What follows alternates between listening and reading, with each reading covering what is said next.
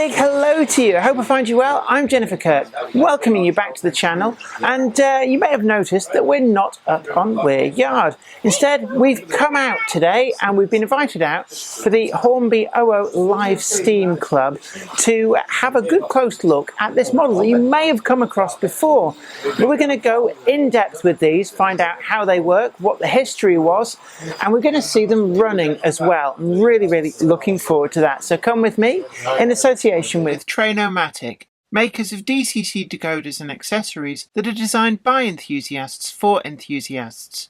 Find the full range available to order now at tramfabrique.co.uk. So without further ado, let's take a closer look.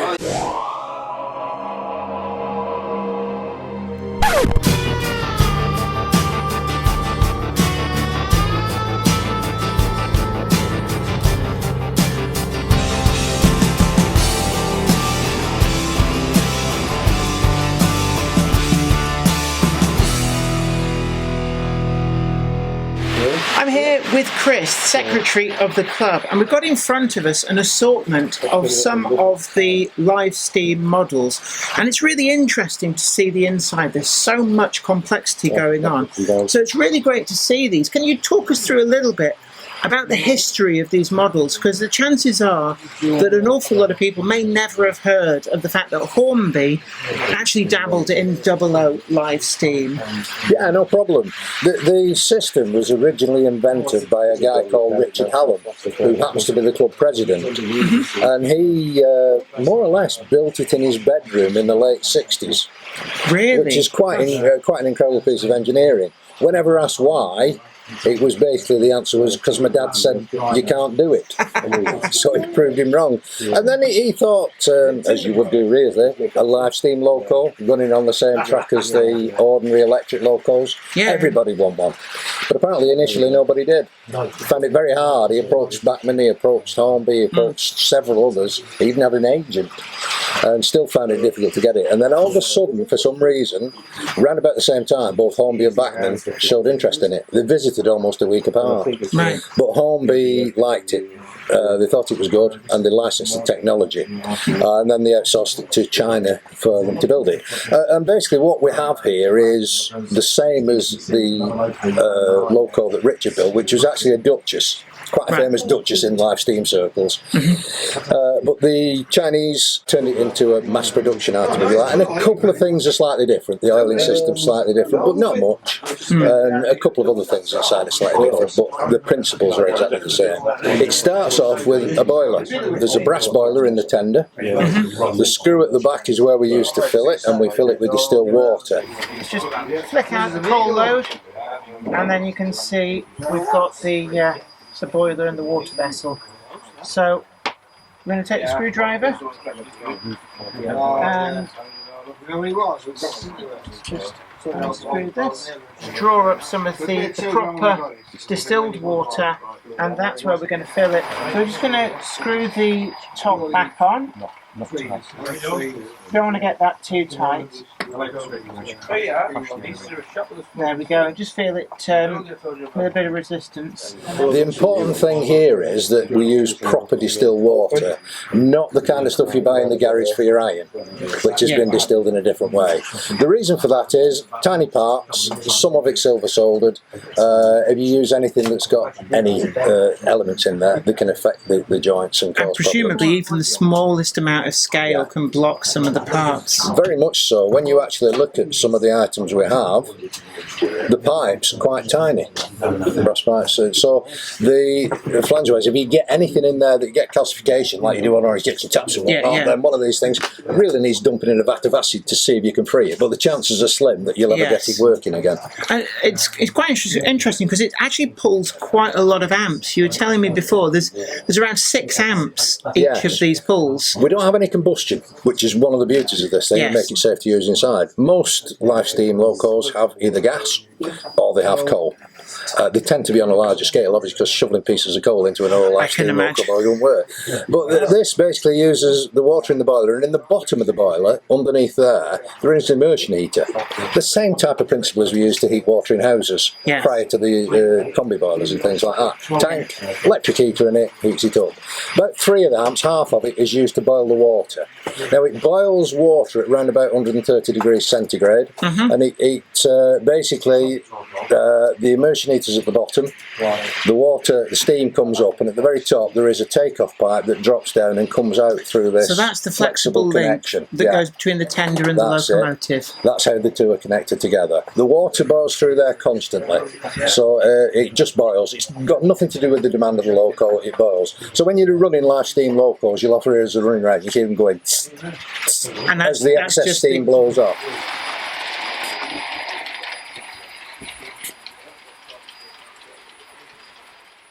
And that actually blows off through this bit, which is the safety valve. The flexible connection goes on the bottom there. There's a valve in there. When it reaches, these operate at 2 bar pressure, or 30 psi if you're in old money. Yeah. When they reach that pressure, the safety valve lifts and it blows off. Steam then passes up this metal pipe into here, which is a superheater. And that's where the other 3 amps come in, used to dry the steam out. So that's taking the steam and making it much hotter, so you're not getting the condensation. Drying it out. Yeah. Because there's such tiny pipes and tubes they're passing through, and they are, when you look at the front of that, it's quite a big lump of metal compared to the tiny little holes that you may not be able to see on there. But that's one nearest to me is the steam hole, where the steam goes into the rotary valve chest that operates the loco. All that has to be heated, so it sucks all the heat out of the thing. I can imagine, This goes up to about 280 degrees C. Which is quite warm. It really dries it out so that the steam has some work left in it as it comes in. It then arrives in the front of the loco, passes down through there. This is where the regulator is. The regulator basically only turns a quarter of a turn. It either lets steam into that hole or doesn't let steam into that hole. We don't have brakes. If there's steam going in, on or off, there's nothing in between. Steam goes through there and it comes into this bit at the front, which is where the rotary valve is. Inside there is a little disc, effectively, with 4 holes drilled on its periphery. The steam goes into the chamber, works its way through those holes.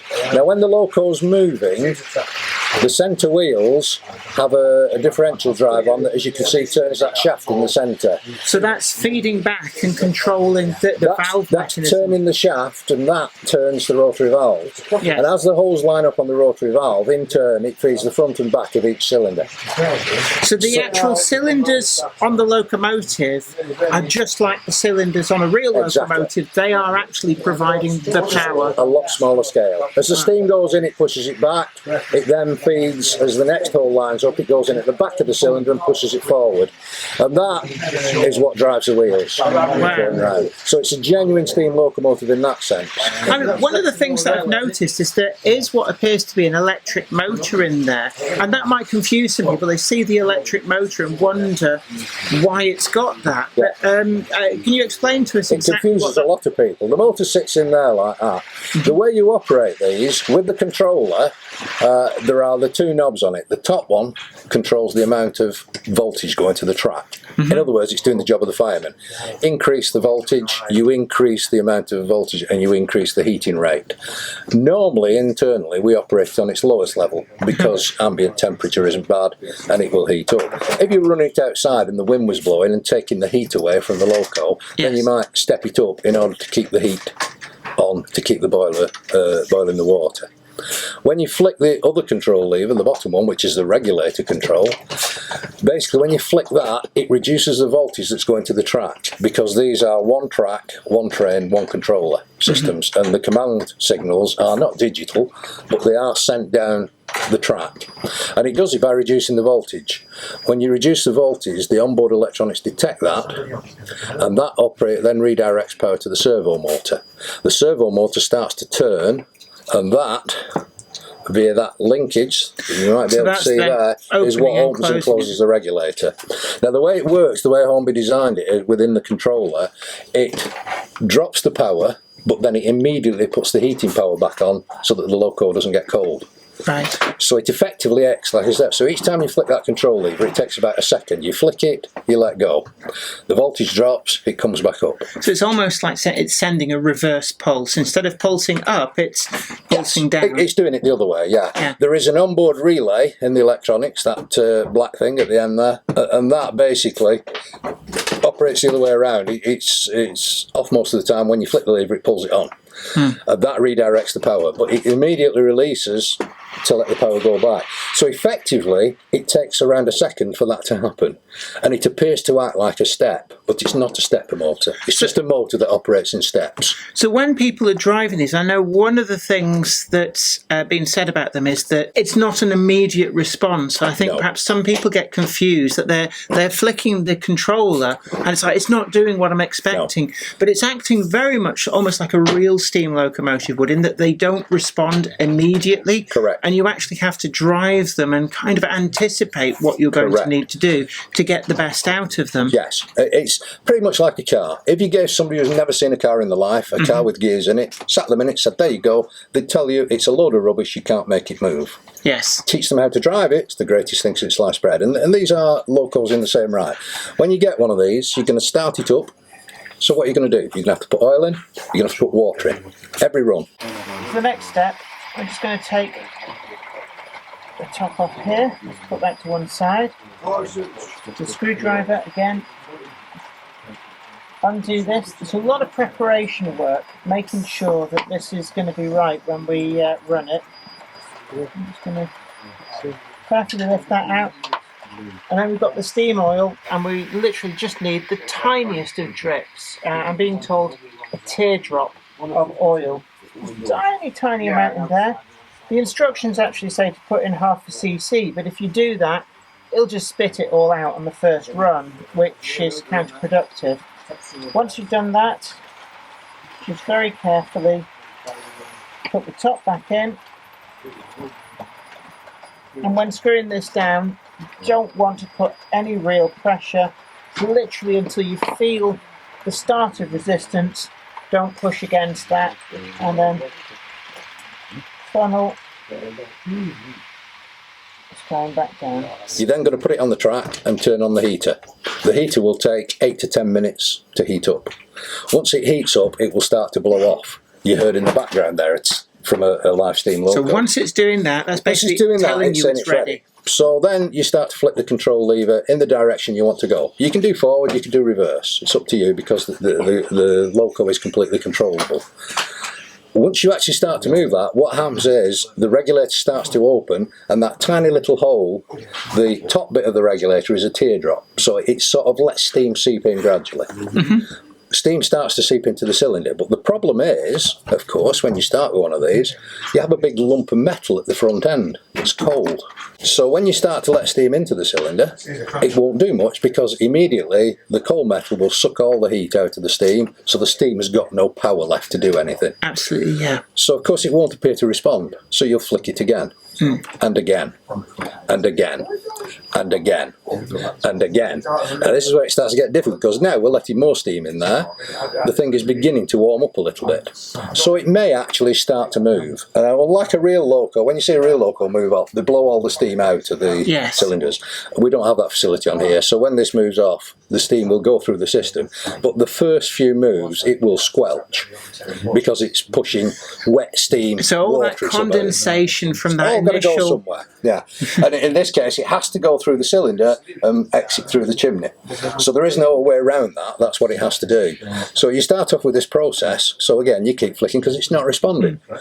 So you flick again, and you flick again. It then does start to move. So you flick a couple more times, you get it to what you think is a reasonable speed. But of course, it was cold and it was wet. Now it begins to heat up. It begins to dry out. The steam becomes efficient, and suddenly you've got rocket fuel in there, and this now takes off at 200 miles an hour.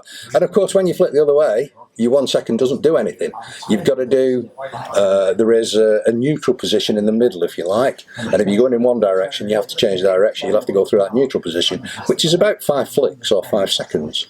And then if it took you 10 flicks or 10 seconds to get it going, it will take you 10 flicks or 10 seconds to stop it. So when you're looking at this on a layout and you want to stop it in front of you, you're actually going to start somewhere way over the other side of starting that process and slowing it down. So it's very similar to if you've got a DCC system and you've got all of the momentum set up for your model to act just like a real locomotive. Yes. That's very much like it would be like Yes. to drive one of these Yes. as standard. With the DC system, you program all that in, it does exactly what you want. With the live steam system, you are the DCC system. You are going to have to anticipate when that's going to happen. You are going to second guess how things go. And when you're driving on a layout, you've got other things come into the clear. You think, well, I'll start stopping it now, back around there, and it'll come around here and stop in front of me. Well, of course, there are other things come into play. When any model loco goes on a curve, there is resistance in the wheels, so the loco has to work a bit harder. When it then drags all its coaches onto the curves, there is more resistance in the wheels. When it comes off the curve, the loco's free. Well, no, it isn't. The coaches are on the curve, so there is still resistance in the wheels. So there's a lot of variables. There that are. are going to So change when you things. want to stop thing in front of you, you say, I'll stop it there. With a live steam locomotive, you don't stop it there, you stop it there. Like a real loco that will stop in approximation if you're lucky. If you get it wrong, misjudge it and take too much power off, the resistance on the curve will stop it too soon. If you get it wrong and don't take enough off, it will overshoot where you want it to be, just like So a real steam actually, loco would. part of the enjoyment of this system is learning how to actually read the locomotive, what it's Yes. doing, read the track, just like a real driver on a real Yes. locomotive would have That's to do as exactly well. it. So actually that's part of the fun dimension of these. There we go, it's just trying to move.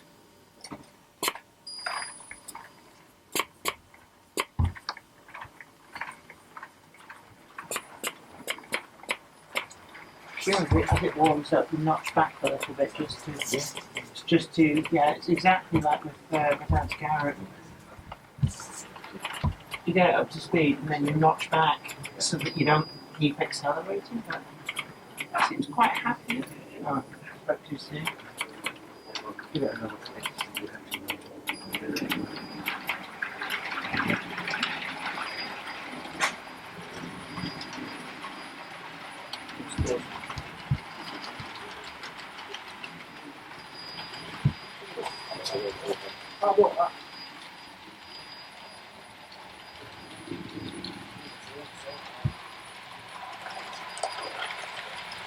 If it starts to get too fast, you just like notch it back a little bit.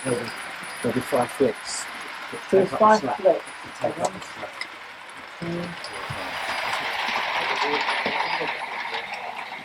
Then you'll start to notice it slow down. There, start to slow.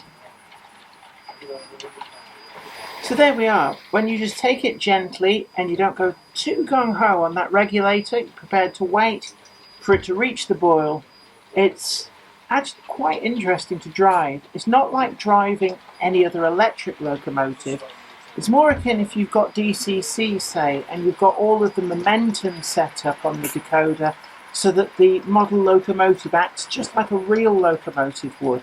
But with this, you don't need to set anything up. That's just how it is out of the box.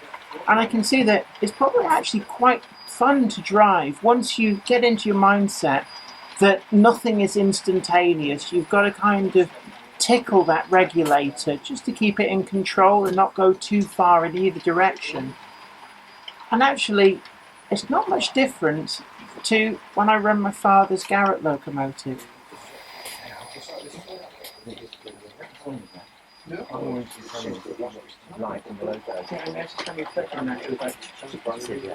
cutting out all the relays and links, and just dealing with the electronics and the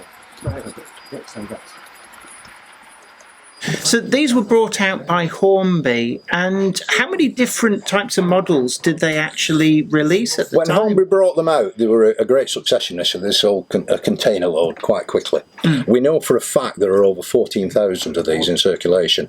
Now the first ones were the Mallard set, because when you start you need a set. You need the loco, you need the controller, you need the big transformer that matches the size of the controller, and they were a design concept that Hornby did that make them look like you've got something special. Yes. They needn't be as big and heavy as they are. They could have been made smaller, but it was part of the process. It was about making a statement. Yes, exactly. So you need those. You need a set of tools. You need a pair of gloves. because they provide gloves with the thing, because once you've actually, it's like picking a kettle up. You wouldn't do it. For obvious reasons, it would burn. Well, this is a mini kettle, effectively. So should it fall off or come off, the wheels will still be turning.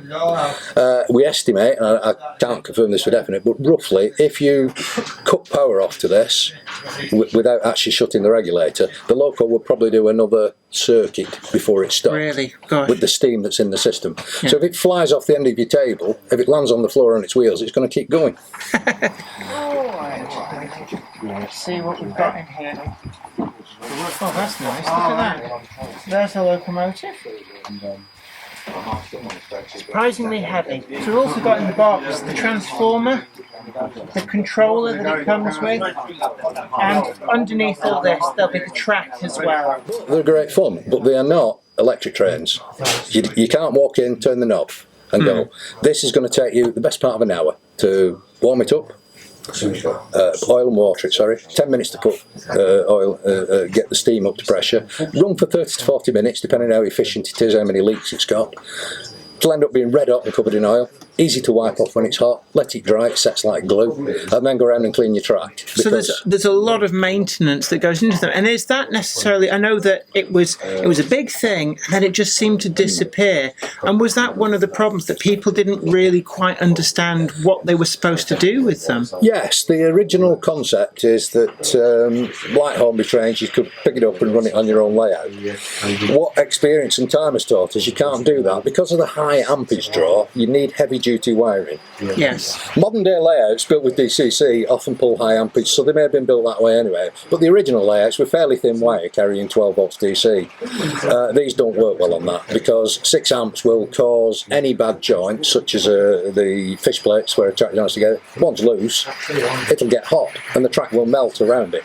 Absolutely. So, yeah. you know, with a live steam system, experience again has taught us, you need to wire every piece of track to a bus wire running underneath, as with DCC. So there's a lot of things which have come in with DCC are actually very, very good to do to make this similar principles work the same way. Different control systems accepted. One is a modern DCC, send the command down the line. This one sends a command down the line, but it's a more old-fashioned way of doing it. But the effect is exactly the same. If you have a bad piece of track, the voltage drops, the loco senses that and thinks that's a command. So it starts to operate the servo motor. Right. If the power doesn't come back up because you're on a bad piece of track, the servo motor will keep operating. The loco will just shunt backwards and forwards. Hence it got described as uncontrollable, put back in the box, stored on the top of the wardrobe. So a lot of people might have these where they've been bought many years ago and just put to one side and forgotten about. Yes. And if they want to reactivate these and certainly say, well, actually, I can see where I went wrong last time. Yeah. You can't just get it. If it's been run 20 years ago and then just left, there's a few things that you have to do to get it working again. We actually had a gentleman yesterday in his early 80s. He bought one when they were new, and he's been doing other things, and he decided he was going to reactivate it, so he got it, and of course it won't go. He tried to turn the wheels, they wouldn't move. He brought it in and we had a look at it, and basically the oil that was in the loco that coats every moving part in 20 years has changed from oil to more like a sticky glue type substance. Yes. Now, if you heat it up, you might be able to get it going, but every time it cools down, it'll stick again. I don't know enough about the technology behind it, but obviously something in the oil has now disappeared, evaporated or gone. The only solution is to take the loco apart, strip it down like this, take about every moving part, clean it off, and put it back together. And the loco will run as sweet as it was when it was new. And that is a service that the club actually does. So if people want to have their locomotive serviced and made to work again, then you are the guys to actually contact them. We now are. We've been doing this for quite a long time. We've repaired our own locos, obviously, and we've learned how to do it. But for quite a long time, Hornby, long beyond the point where they needed to, continued to provide a service to the customers who bought Live Steam. And they continued to repair them. But the gentleman who did it is getting ready for retirement, I think, now, and getting ready to move on, so they're giving it up. Now Hornby, if you contact Hornby, they will point you to us. Right. And the club, from the beginning of this year, have been offering a service and repair system, if you like. Now, we can't charge commercial rates for doing this, obviously, but we are a club. and in order for the club to keep going to shows, we do charge something for the repair. So on average, we charge £80 for a repair. That helps keep the club running. Yeah. It's not about a profit for us. The only people who do the repairs at the moment are Eric and myself. But I mean, when you look at them, they are a very complex piece of equipment. And believe you me, we don't know all the answers to every problem. Where we've identified a regular, constant problem, we look for finding a solution. And we started right back at the beginning. The first thing we had to do was source the O-rings, these tiny little cylinder service kits, which is a tiny O-ring. Wow. That's what goes on the piston in the cylinder. So that's the seal to make it work. There's that one, and then there's one half that size at the back in what they term the gland nut or stuffing box in all terms, where the shaft comes, where the piston shaft comes out. Those two, they can go hard over the years, therefore they stop functioning like they should do. When you look at the gaskets behind there, the original ones were a white type of material. And the trouble was that over time they go out of shape and the hole in the centre is no longer round, so it binds on the turning parts. So things like that, we've now sourced alternatives that mean we can keep the locos running. The object and the ethos behind the club is to keep these locos running. And when they were originally sold, there were two different types of locomotives. So we had the A4 and we had the A3, and there were a number of different guises of those. But one of the things you showed me earlier on is your colleague there is actually shown that you can adapt these and create locomotives that were never available originally. Originally, Hornby produced the A4 in 5 different things. 2 blue ones, different models, a black one, a silver one, and a British Rail green one. They did the A3, they did the Flying Scotsman, which is the most natural one, and they also did the British Rail Papyrus one, which has got ridiculously expensive. Some of these are sold for over £2,500. Ludicrous money. So is that just an indication that they didn't make so many of those? Yes. And people want them because everybody likes the British Rail colour, so they're prepared to pay. But basically, underneath, it's a Flying Scotsman. It's just got a different coloured body on. But they're not the kind of I'll just get another body for this. It doesn't work quite like that because these aren't plastic; they're a thermoplastic. Yes, you put plastic on these, that 280 degrees in the superheater, just under there, it melts. It's gone the first time you run it. But I mean, this is really lovely. So this is just a respray of an actual. The club for a long time, people have been asking us, can we not make a new loco? And the answer is no, we can't. We don't have the technology and the resources to do it. But what Maurice Rourke, our club chairman, decided to do was, we can't make you a new one, but we can make you one that you can't get, because there are only 2 of these made. Yes. So we started a club limited edition, and we go out to a professional painter, local painter, and have them sprayed. And we did this one, which was the experimental blue. We've also done the A4s in the original LNER green, both with the parabolic front and the straight front. And that gives you, what we do with these, they each come with a limited edition certificate signed by the guy who invented them, Richard Hallam, and we only make 35 because there were 35 A4s. Right. So once we've done the 35, that'll be it. Right. So we're trying to add value in no sense. Now the other thing people can do, and I say people who've got certain skills can do, is the kind of work that Eric's done, whereby he's taken a standard chassis like this and fitted either a brass or a white metal body on it. So I mean, one of the ones you showed me is the 10,000, the W1 there is an incredible model, and so that's the sort of thing that people can do if they want to get really adventurous. They can create these lovely models utilising the live steam technology. That's it. And it's almost like a what could have been if Hornby had persevered. They carried on with it. Interestingly, at the time Hornby stopped supplying these, around about 2008 time, it was also the time when one of the recessions kicked in. But Hornby were in the process of, Richard Hallam, who designed the original one, had also designed a Black 5. Right. And that was been sent out to China for them to assess making a Black 5 model, and also a hand control that Richard made that had a bit more direct control than these controllers. It cut out the time lag. Now that was also being looked at, but the money dried up effectively. People had stopped buying locos. Because again, if you think about it, the modelling fraternity tend to have allegiances. Yes. If you're an LNER person, you'd love live steam. If you're a GWR person, Well, there isn't. Why isn't there a king? Yeah, Why there's isn't there a nothing for castle? me There's sort nothing of for thing. me. There's nothing red for me. I suppose if the system had persevered, then those would have come.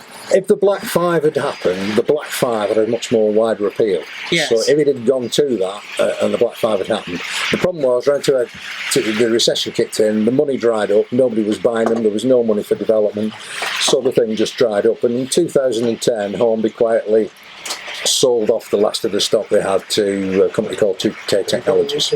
Right. So, you know, it was dead and buried, and people say, oh, it's obviously a flop. Really?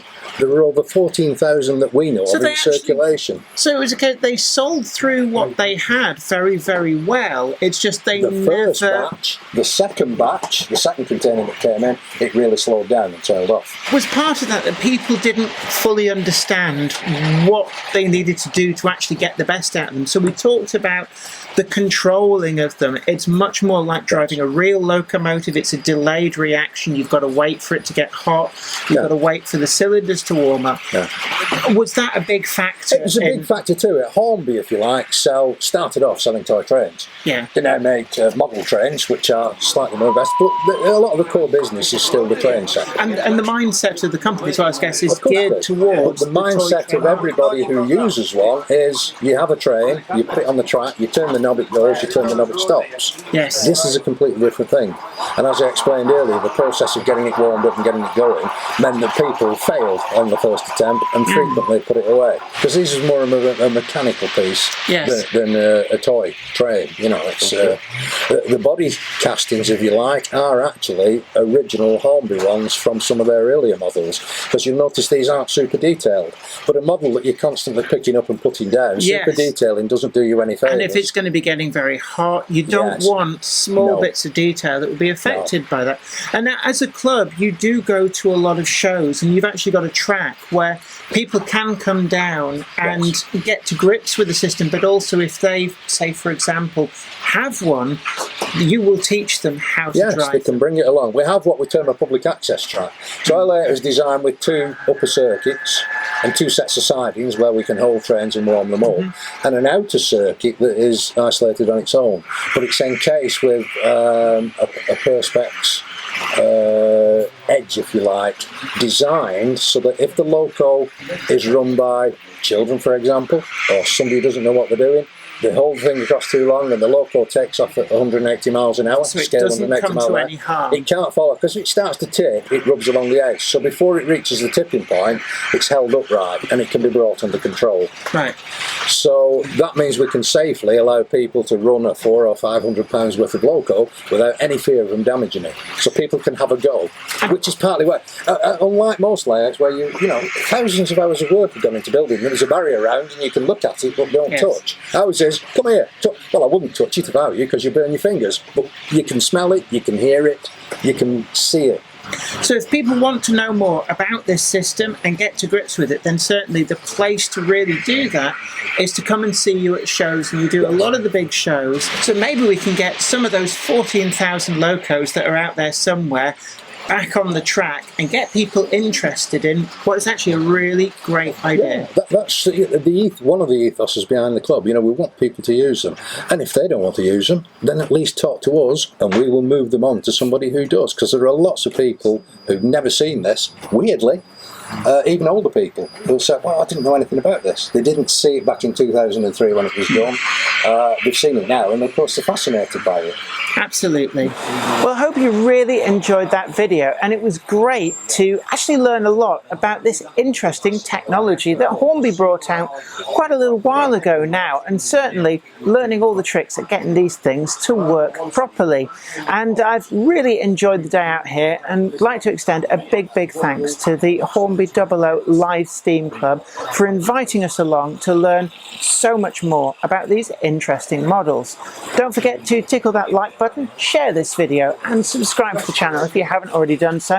And you can also head on over to Patreon and help support the channel to make the videos that you want to see. And don't forget that the Monday Club wagon is still available. But until next time, this is me, Jenny Kirk, saying you take great care of yourself. Happy modelling. Bye for now.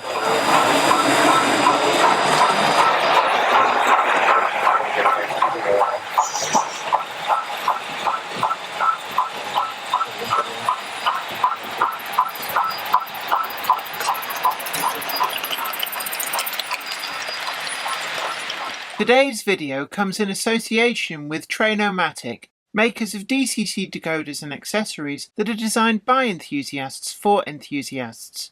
Find the full range available to order now at tramfabrique.co.uk. I'd like to send out a huge thanks to everybody who supports me on Patreon, and an extra special huge thanks goes out to Anthony Kidson, Offshore Allen, Michael Lockie, Helen Sink, Gary Lewis, David Quinn, Sparky107107, George Botterini, Chris Moss, Robert Steers, Sam Yates, Dale Williams, John N from NC, NYMRish, Jonathan Foster, Peter, Clifford Ison, Larry W. Grant, NI Railways 4000 class, Ian Coulson, Alan Dickerson, Eddie Popper, Karen Nichol, Medwin Williams, Crossways Point Junction, 3B Rail, and Jennifer Garrett. Thank you. Without you guys, I couldn't do this.